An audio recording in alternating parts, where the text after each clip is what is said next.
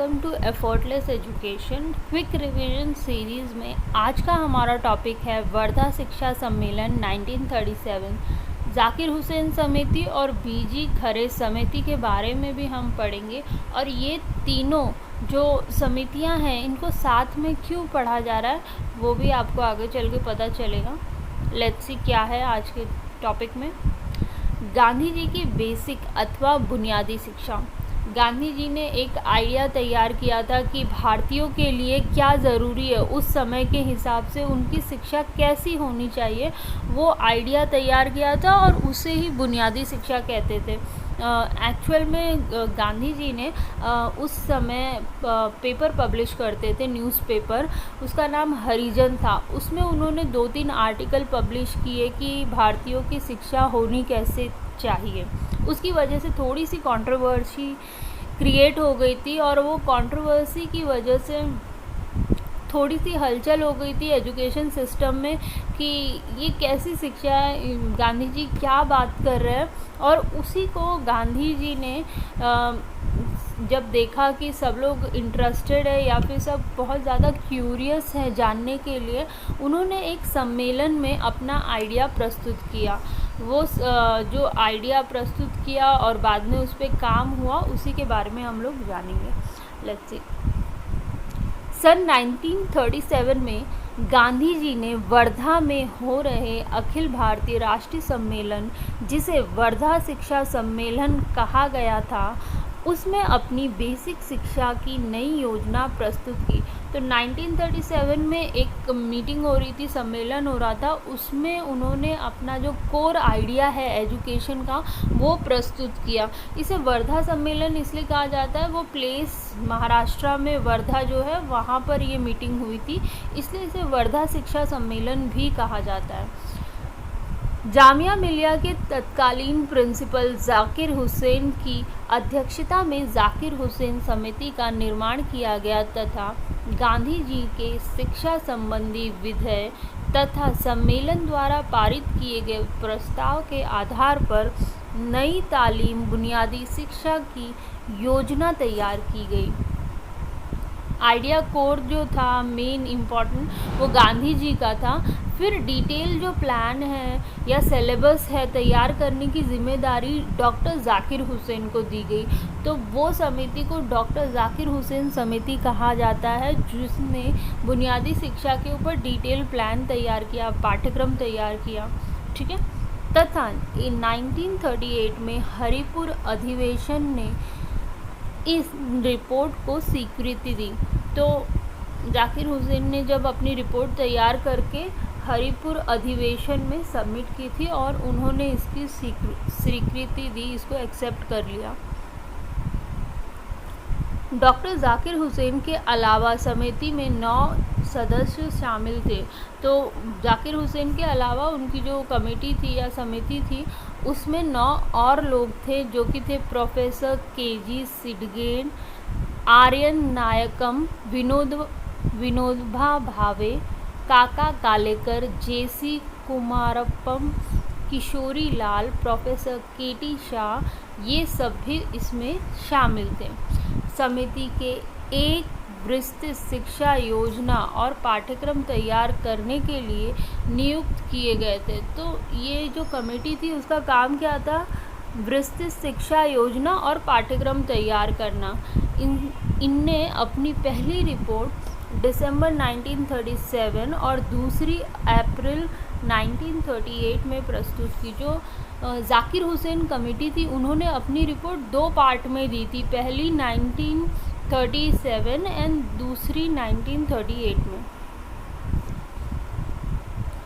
पहली रिपोर्ट में शिक्षा की वर्धा योजना, तो वर्धा में जो भी डिस्कशन हुआ था उसके बारे में था। शिक्षा के उद्देश्य, शिक्षकों का प्रशिक्षण कैसा होना चाहिए, किस तरह के टीचर्स ट्रेनिंग प्रोग्राम तैयार होनी चाहिए, स्कूल संगठन, प्रशासन, निरीक्षण और शिल्प केंद्रित शिक्षा जैसे कताई, बुनाई आदि में बुनियादी सिद्धांतों को शामिल किया गया था। तो जो पहली रिपोर्ट थी उसमें इन बातों पर ध्यान दिया गया था। जो नेक्स्ट रिपोर्ट, जो दूसरी रिपोर्ट थी, जिसमें दूसरी रिपोर्ट में क्या था, कृषि संबंधी जो डिटेल हस्तकलाएं हैं, कौन सी हस्तकलाओं को शिक्षा से जोड़ना है, उसके बारे में सेकंड रिपोर्ट में जाकिर हुसैन जी ने बात की थी। उन्होंने कहा कृषि संबंधी जो काम है, धातु संबंधी काम या लकड़ी के संबंधी जो शिल्प कार्य है, वो सारा स्कूली शिक्षा में जोड़ा जाए। शिक्षा मंत्रियों, शिक्षा कार्यकर्ताओं के एक सम्मेलन को बीजी खरे ने 1938 में कुछ महत्वपूर्ण संकल्प लिए जो विभिन्न प्रांतों में बुनियादी शिक्षा की गुणवत्ता को प्रभावित करते हैं। तो ये जो बीजी खरे जी थे, उन्होंने एक मीटिंग जैसी बुलाई और उसमें जो बुनियादी शिक्षा ऑलरेडी पारित हो चुकी थी उसके बारे में डिस्कशन किया और कुछ और महत्वपूर्ण पॉइंट ऐड किए उसे बेहतर बनाने के लिए। इसीलिए बीजी खरे जी का नाम भी बुनियादी शिक्षा से जोड़ा जाता है, जैसे कि गांधी जी का, जाकिर हुसैन का, वैसे ही बीजी खरे जी का भी बुनियादी शिक्षा से जोड़ा जाता है, क्योंकि उन्होंने भी समझ लो परामर्श दिया था, अपना आइडिया दिया था कि इसको और बेहतर कैसे बनाया जा सकता है। एक बार एग्ज़ाम में पूछा गया था कि बुनियादी शिक्षा से इनमें से कौन जुड़ा हुआ नहीं है, और उसमें गांधी जी का नाम था, जाकिर हुसैन जी का नाम था, बीजी खरे का नाम था और एक और नाम था। तो आपका राइट आंसर ऑफकोर्स वो फोर्थ और लास्ट वाला है, जो कि जुड़ा हुआ नहीं है, क्योंकि बीजी खरे, जाकिर हुसैन और गांधी जी तो आप देख रहे हैं बुनियादी शिक्षा से जुड़े हुए हैं।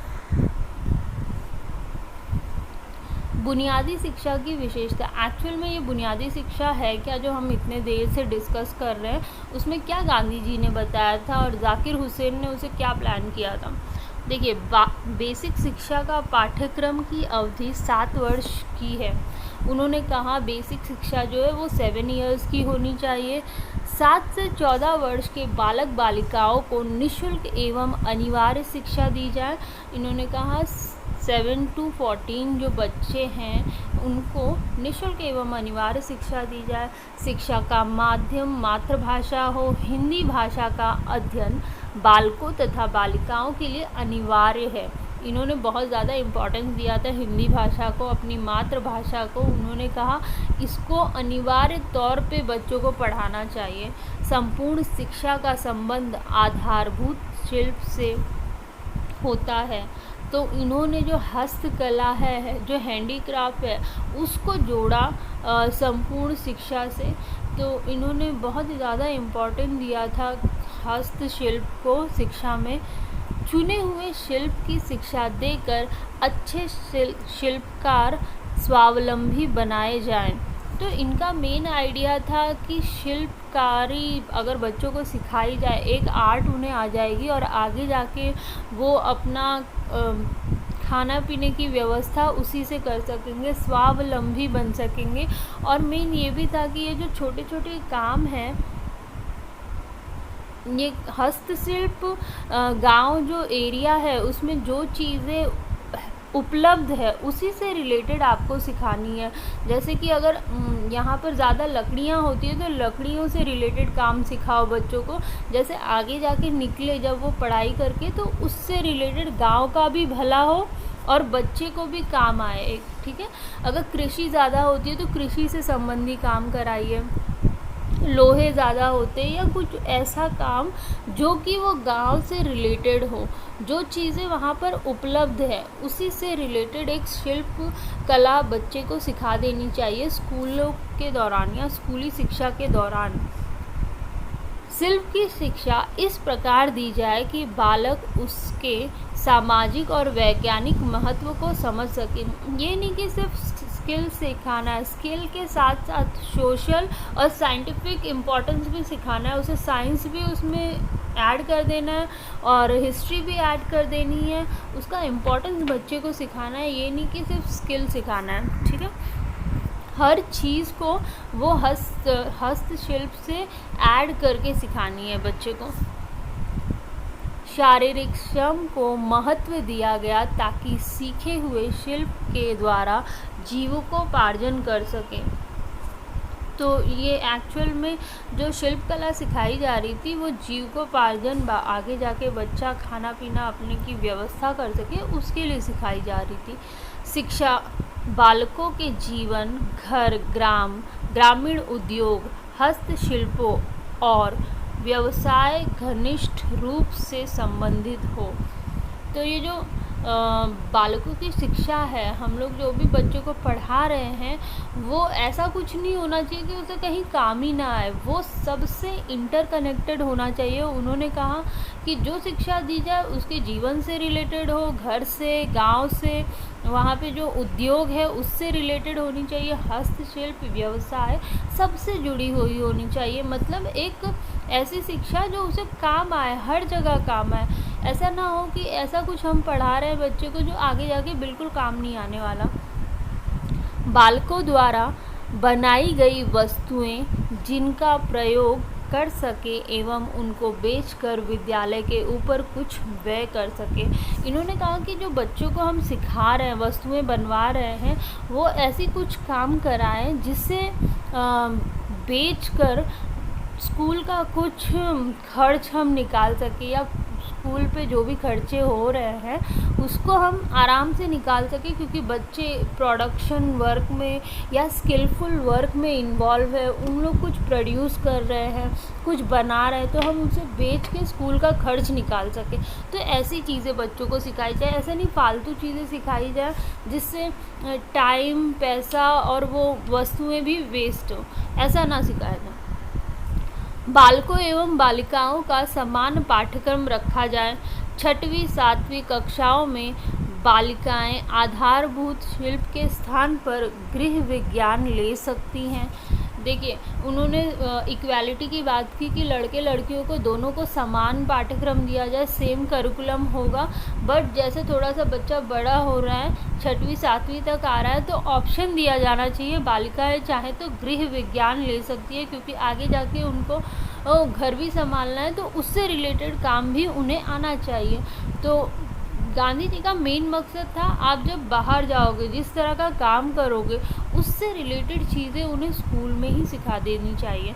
तो इसीलिए ये बालिकाओं को एक ऑप्शन था कि आप गृह विज्ञान ले सकती हैं। पाठ्यक्रम का स्तर वर्तमान मैट्रिक के समक्ष हो, मतलब स्टैंडर्ड मेंटेन करना है, लेवल मेंटेन करना है, जो भी पाठ्यक्रम बनाया जाए उसका।